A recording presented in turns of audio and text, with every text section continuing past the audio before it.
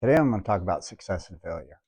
I've always been a risk taker. I've always had the entrepreneurial mindset.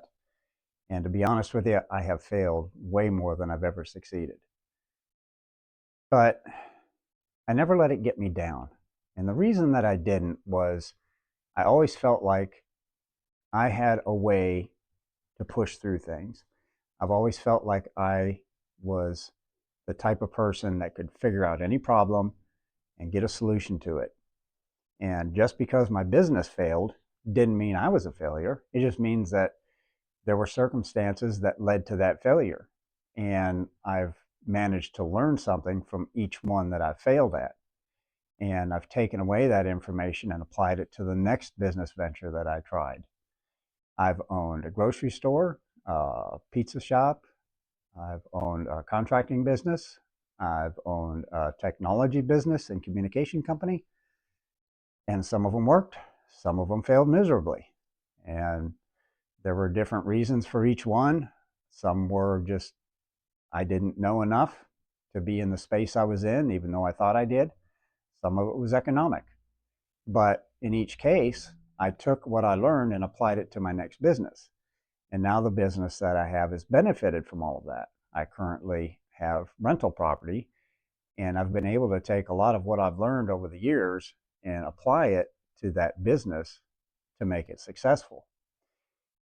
But how do you deal with failure when you've invested so much time, effort, energy, and money into something only to watch it fall apart? And yeah, at first you kind of get that, oh man, it just sucks when it fails. But you take that moment of self loathing and beating yourself up and you cut it short, because if you dwell on it, it'll eat you alive. And you got to sit back and analyze what happened and figure out what you did wrong and then move on and just keep looking for more ideas. I'm always looking at ideas. I've gotten to the point now, over the years of trying so many businesses, that I kind of have a take a step back attitude towards business ideas. So I'll get an idea and then I'll step back from that idea and go, okay, what are the pitfalls? What are some of the things I'm going to have to deal with that I don't like dealing with? And is the trade off worth it? Is the risk reward worth dealing with the things I don't like to deal with, worth the potential upside and revenue that I would get from that business? And if I check enough boxes that say, no, it's not worth it, I don't pursue it. I don't care how good of an idea it is. And that's just something I've learned over the years.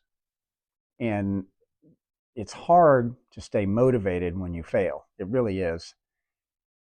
And I say that for most people. For me, it's not. I just kind of, take a day or two. Yeah, it sucked. It's terrible. And I move on. I find something else to get into. But that's a drive I have. I guess I was born with it. There's a lot of people who have an aversion to risk. I don't. But I'm also not a gambler. So I try to hedge my bets as best I can with business and figure out how I'm going to make it work. Um, and I know my limitations. I know me. And if you're not honest with yourself about your limitations, that's going to hurt you in the long run. You really need to know yourself. You need to know what you're capable of. You need to know, are you able to go out there and connect with other people in the industry that you're going to be competing in and not feel threatened? There's a lot of people out there who are successful in business that don't mind helping people who are learning or trying to do that business, especially if they're genuine about it. If you're fake about it, they'll pick it up right away and they'll cut you off. I ran into a gentleman that had been doing real estate for close to 30 years when I started, and I just asked him a few questions and we had a rapport going. He knew I was genuine about what I was doing. I invited him over when I was doing rehab work so he could see what I was doing and, knew that I wasn't a slumlord or I wasn't out there trying to take advantage or shortcut anything. And now the rapport we have is a really good one.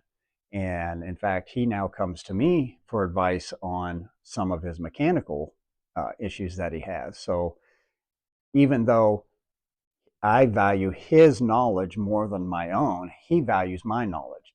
So there's a lot of times there's a trade-off when you're dealing with people that even though you're in the same space, each one of you has a strength and weakness. And if your strength plays into their weakness, then that's a match made in heaven. And those are the kinds of things you have to look for. But if you never put yourself out there or network with anybody, you're never going to find that. And that's something that you really need to have. And as you progress and deal with these people, your confidence builds because you know you're adding value. So you know your worth. And I think that's where the biggest part of success in business comes from, is knowing that what you have to offer has value. Because if it doesn't, you're going to fail. It's that simple. Hope you enjoyed this video. Hope I gave you some food for thought. Give me a like, subscribe. Have a great day.